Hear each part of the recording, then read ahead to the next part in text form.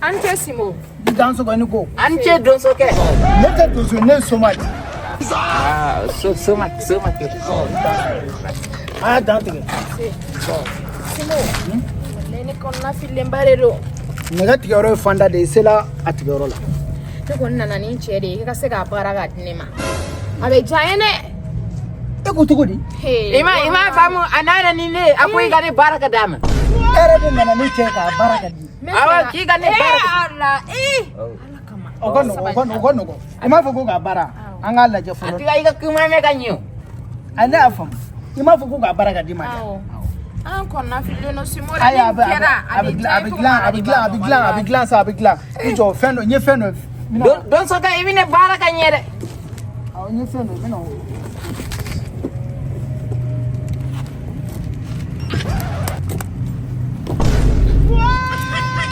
Tanga fendo de ini kana. Ni pro do de bla.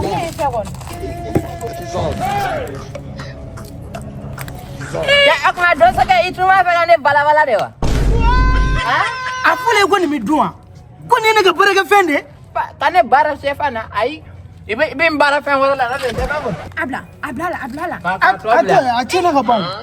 Achena abu fuli ka buansa. O baraka fende de kene bulu. Ai magosa. Ami do wala do. Ata ni shige tanto. Awa ata net si ko baraka. Aba fe kane balabala de batima ibe. No wuli sisa mo bon. Atambo. Wallahi ni ambo ibado ko gaba guruti kelembo. Ni ambo ibado ko gaba guruti kelembo. Nanga siafa ne suina ne ni batima bi ninkira wallahi. Batima ko balabala le ndedo. Ijo suina ami kelembo. Kwake. Ani ko ti do wala do ni ambo ibado ko gaba guruti kelembo wallahi.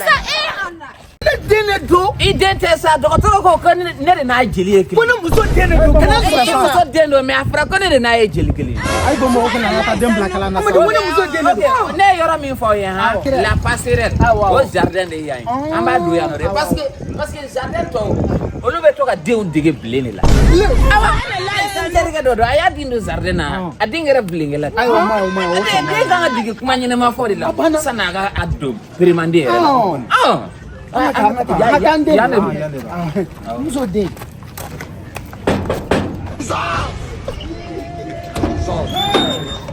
Aniche kwa university awa nana ndendo za kena fuki de sa keni wa ndendo sa anana ndendo sa yane te la passerelle ya awo jiriba yane do ko un point vers la réussite awo si ça anya fo jiriba parce que attaque la nya fa nyana ko yana ko ubede na do ko amma de te to ka tiene fo quoi te to ka tiene fo egala aw yano on be dieta ka damna kalo saba fo sanwo yano on be din kala selon c'est quand tu dis ko ati din ne mais on be moyen peke ti din ka sega apprentissage que tout na ka développement na ka autonomie fenga tout na yano ti ba docteur bangulu anga j'avais ka ko demina soma do fa ibna kala fo ite kere demina soma avec kalanke client fait ke wakati cantine bambulu docteur bambulu we suno yoroni ça veut dire que 2 mètres à reposer à tout moment hal ni de nana so ma na segenu